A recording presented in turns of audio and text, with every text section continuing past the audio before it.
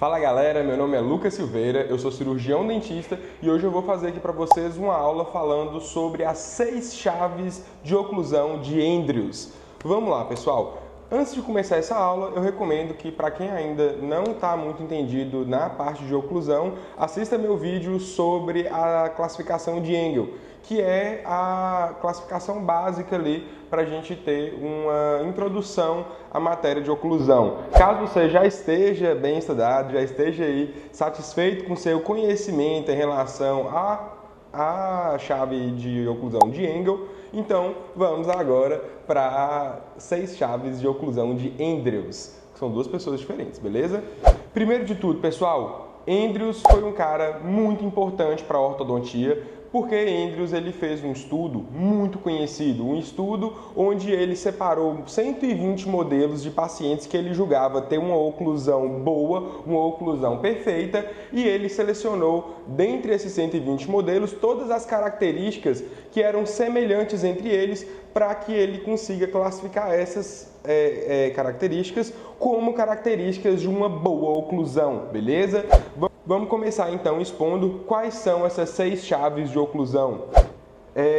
A gente tem que ter uma correta relação interarcos, o arco superior tendo uma correta relação em relação ao arco inferior. Temos que ter também corretas angulações de coroas, tem que ter corretas inclinações das coroas, tem que ter ausência de rotações dentárias, tem que ter uma curva de SPI plana ou quase plana. E temos que ter também contatos interproximais justos, todos os dentes com os pontos de contatos preservados.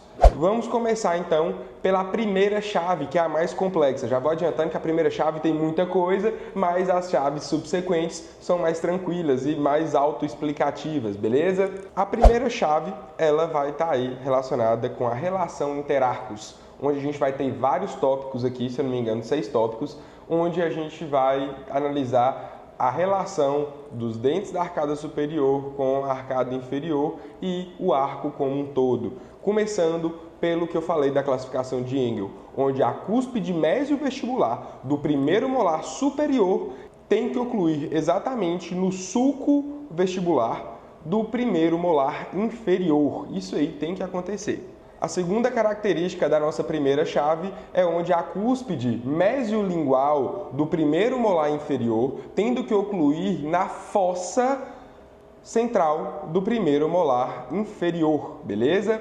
Logo após isso, a gente tem que ter aí a crista marginal distal do primeiro molar superior ocluindo na crista marginal mesial do segundo molar inferior, como você pode ver aí na imagem. No terceiro tópico, a gente vê aí que os pré-molares eles devem desfrutar de uma relação cúspide a meia vestibularmente e relação cúspide fossa lingualmente. O que é isso? A cúspide deles deve estar ali vestibularmente ao centro, ao encontro dos dentes inferiores, beleza? Na parte do canino superior, ele tem que ocluir com a cúspide entre o premolar e o canino inferior. E para finalizar, os seus incisivos superiores devem sobrepor aos incisivos inferiores com a linha média coincidente, beleza? Tudo isso aí você consegue ter exemplificado nas imagens no slide. Se você não conseguiu entender de primeira, dá uma pausa aqui no vídeo, dá uma conferida nas imagens, lê o texto, fixa e agora nós vamos passar para a segunda chave de oclusão. A segunda chave de oclusão é a angulação das coroas. As coroas elas têm que apresentar uma angulação positiva, o que corresponde a uma angulação de parte oclusal ou incisal da coroa voltada para mesial em relação à parte cervical dessa coroa dentária. Nas imagens aí, vocês vão conseguir ver aí, essas imagens foram retiradas do livro do Azenha, que foi publicado em 2011, onde ele conseguiu ilustrar muito bem essa angulação. Mais uma vez, se ficou alguma dúvida, pausa o vídeo, lê o texto e olha bem as imagens. As imagens são autoexplicativas e ajudam muito para você conseguir entender.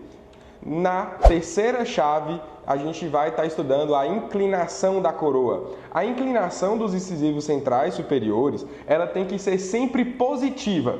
E nos incisivos centrais, é normal que ela tenha que ser mais positivas do que os laterais.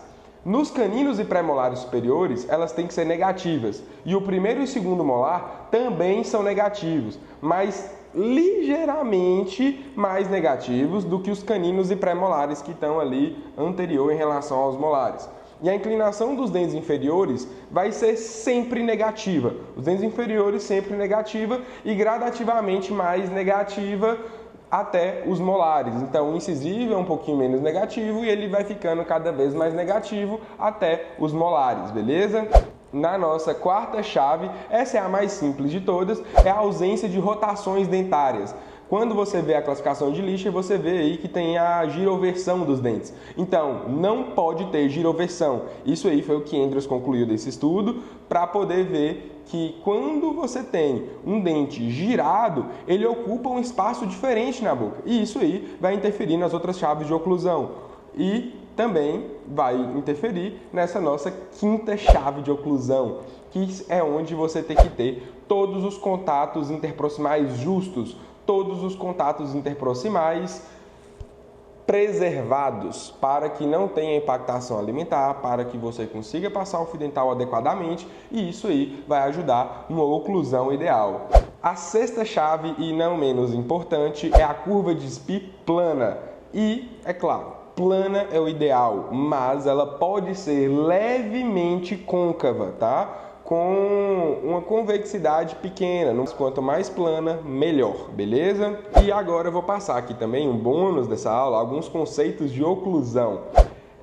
Primeiro, a gente tem que saber o que é o RC. RC, ele é um termo aí muito comum na ortodontia e na prótese, que é a relação cêntrica. A relação cêntrica, o que é ela? É a relação articular ortopedicamente estável, ideal, na qual os côndilos estão nas suas posições mais anteroposteriores, na fossa mandibular e apoiados nas vertentes posteriores das eminências articulares, com os discos articulares adequadamente interpostos. Muita palavra difícil, mas isso aí requer estudo para que você entenda cada uma dessas palavras. Por isso que a gente está aqui tratando de uma ortodontia de qualidade, uma ortodontia de quem está querendo ser o melhor. Quem quer ser o melhor tem que saber todos os termos. Outro termo aí que você tem que entender é o MIH, a máxima intercuspidação habitual, que também, em algumas literaturas, é chamada de oclusão cêntrica. Eu gosto de máxima intercuspidação habitual para não se confundir com o termo da relação cêntrica, né? Porque senão fica muito parecido e a gente acaba que perde um pouquinho ali no meio dessas nomenclaturas dos termos.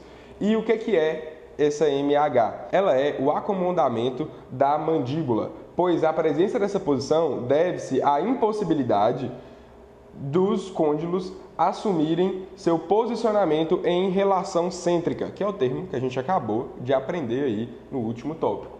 E, para poder finalizar esses termos, é o ROC agora. O que é o ROC? A relação de oclusão cêntrica, que é quando você consegue uma posição na qual vão coincidir tanto a relação cêntrica como a máxima intercuspidação habitual. Nesse último slide aqui, a gente vai ter aí a oclusão ideal. É impossível quase conseguir todas essas características, mas em alguns casos a gente consegue chegar lá.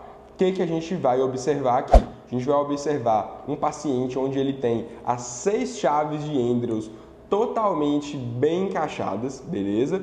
A gente vai ter uma relação cêntrica ideal e, junto disso, a gente vai ter uma estática e funcionalidade, tudo isso aí de forma harmônica. Isso aí é o creme de la creme.